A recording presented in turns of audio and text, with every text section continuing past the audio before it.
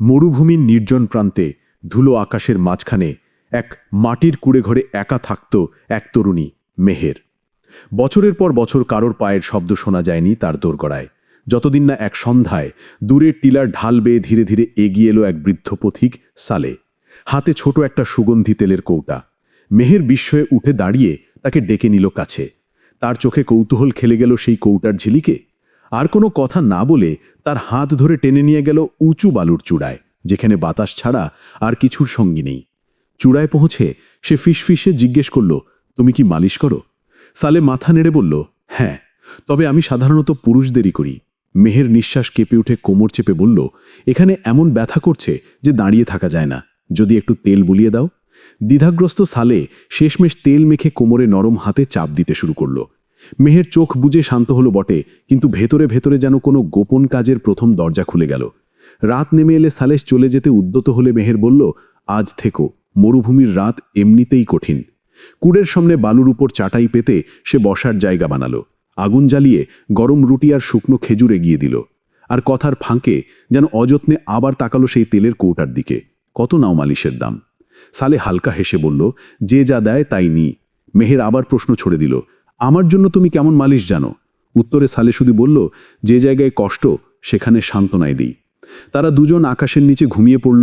ভোরে হালকা আলো ফুটতে মেহের টিলা পেরিয়ে এক কোণে গিয়ে হঠাৎ আর্তনাদ করল, হাতটা আগুনের মতো জ্বালছে।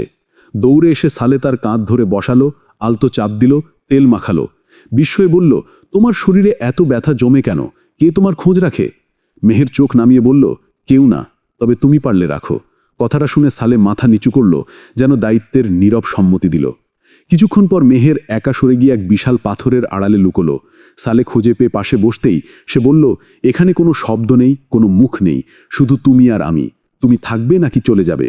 দীর্ঘ নীরবতার পর মেহের বলল, চলো, বিশেষ কিছু খাওয়াই, তুমি আমার বহুদিনের প্রথম অতিথি। কুড়েতে আগুন জ্বলে উঠল।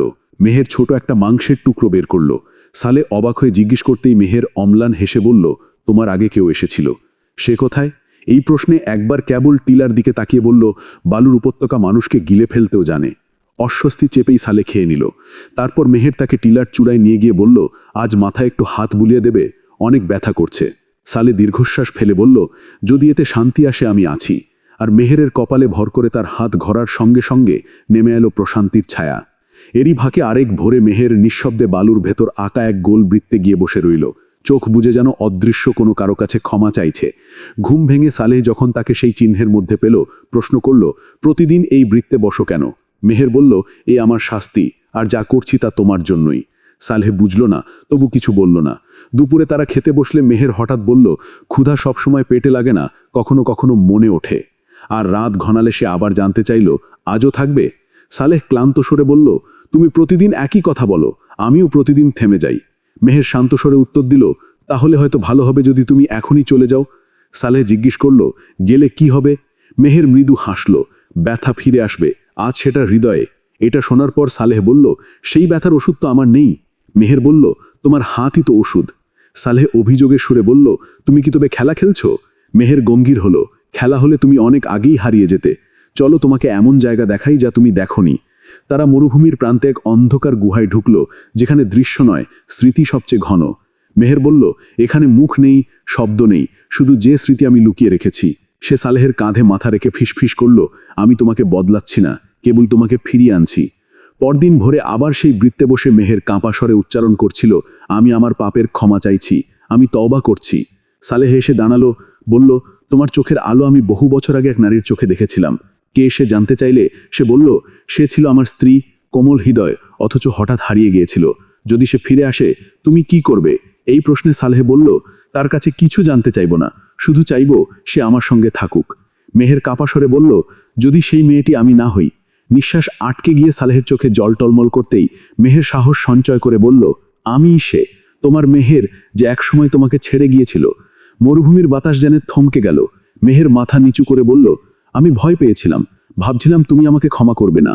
সালেহ এগিয়ে এসে তার কাঁপতে থাকা হাত জড়িয়ে ধরে বলল, বলো কি হয়েছিল? মেহের দীর্ঘশ্বাস ফেলে খুলে দিল গোপন অধ্যায়। অতৃপ্ত এক আকাঙ্ক্ষা আমাকে টেনে নিয়ে গিয়েছিল। আমি চেয়েছিলাম চির যৌবন, চির সৌন্দর্য। সেই লোভে একদিন এই মরুভূমিরই প্রান্তে এক ধূসর কুড়েতে এক অচেনা জাদুকর্ণীর সঙ্গে দেখা। সে বলল, দাম দিতে হবে, প্রতি মাসে জীবন্ত কোনো প্রাণীর রক্ত গায়ে মাখতে হবে। প্রথমে পাখি, তারপর খরগোশ, পরে ছাগল। প্রতিবার একটু করে সুন্দর হই বটে, কিন্তু শরীরের ভেতর শুরু হলো অসহ্য ক্ষয়। কখনো কোমরে ছুরিচেরা ব্যথা, কখনো হাতে জ্বালা, কখনো বুকে থমকে যাওয়া শূন্যতা। শেষে আমি এক ফকিরের কাছে যাই। তিনি বলেন, ভুল হয়েছে, এখন একাকিত্বে অনুতাপ করো, বালুর মধ্যে বৃত্ত এঁকে বসে নিজেকে শোধরাও, যে হৃদয় ভেঙেছ তাকে খুঁজে নিয়ে সেবা করো। সেই পথেই তোমার কাছে ফিরতে চেয়েছি।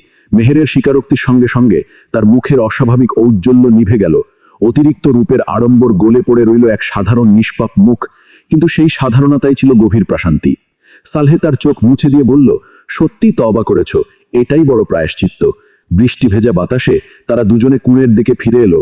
বালুর উপর নতুনভাবে পাতা চাটাই যেন হয়ে উঠল ঘরের প্রথম ইট। আর আগুনের পাশে বসে তারা বুঝল, ভুল যত বড়ই হোক, হৃদয়ের সত্যিকারের অনুতাপ আলো আনে, ভাঙা সম্পর্ক জোড়া দেয় আর মানুষকে তার প্রিয়জনের কাছে ফিরিয়ে আনে।